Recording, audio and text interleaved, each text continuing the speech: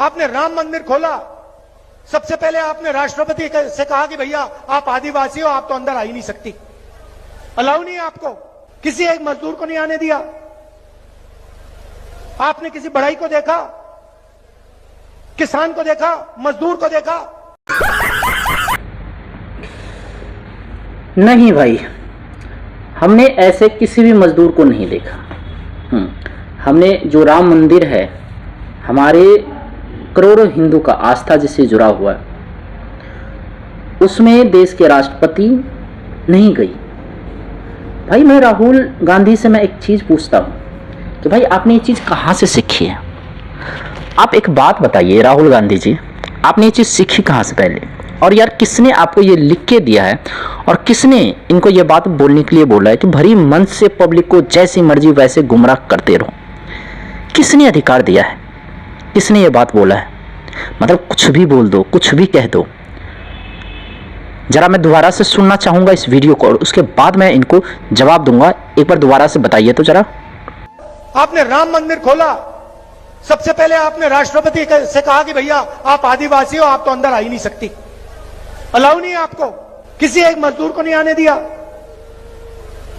आपने किसी बढ़ई को देखा, किसान को देखा, मजदूर को देखा?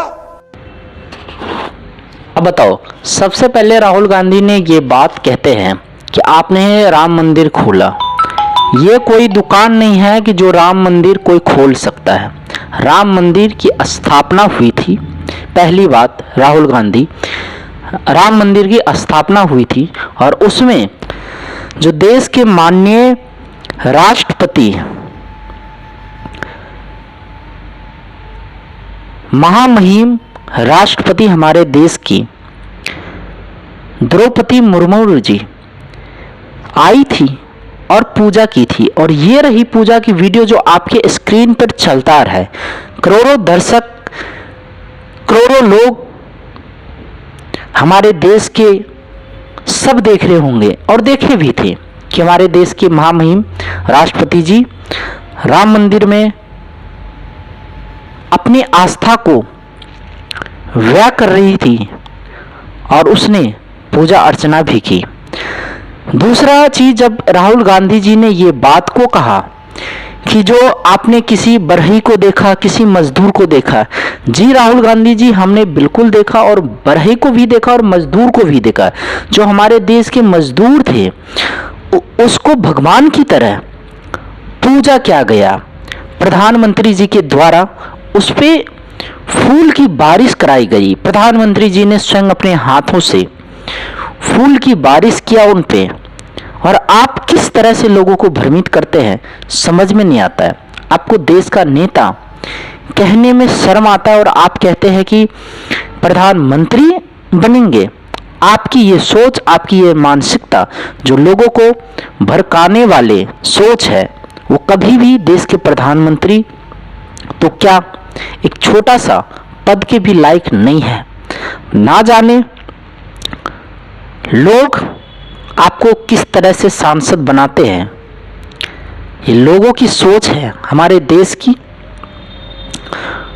लेकिन लोगों को ये बात समझना चाहिए कि अगर राहुल गांधी ने कुछ चीज बोल रहे हैं तो उसका कुछ तथ्य होनी चाहिए। बिना तथ्य के ये व्यक्ति बोलने वाले हैं, बिना तथ्य के ये व्यक्ति कहता है कि सब कुछ बोलते हैं।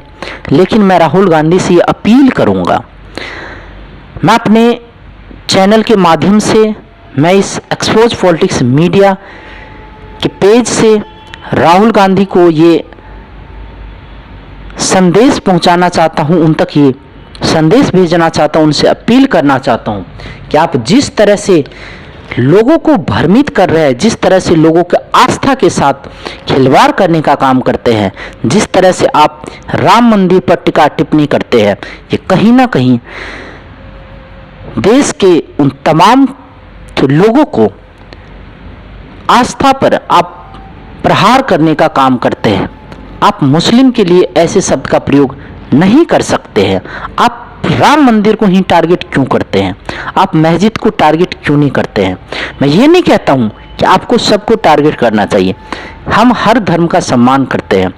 हमारे माथे का तिलक हमें इस बात का गवाही देता है कि हम जितना अपने धर्म की रक्षा करते हैं उतना मैं दूसरे धर्म का भी सम्मान करता हूँ, लेकिन कोई हमारे धर्म का अपमान करे यह हमें कहीं से मंजूर नहीं है। और राहुल गांधी, आप कहते हैं देश के प्रधानमंत्री बनेंगे, देश की महिलाएं आपको किस किस बातों से संबोधित करते हैं। आप सबसे पहले मैं जाते जाते कहूँगा कि आप देश के माता एवं बहनों राहुल गांधी को आप क्या कहना चाहते हैं, आप जरूर बोलिए। बिहार का कुत्ता बराबर नहीं है राहुल गांधी, बिहार का कुत्ता बराबर नहीं है।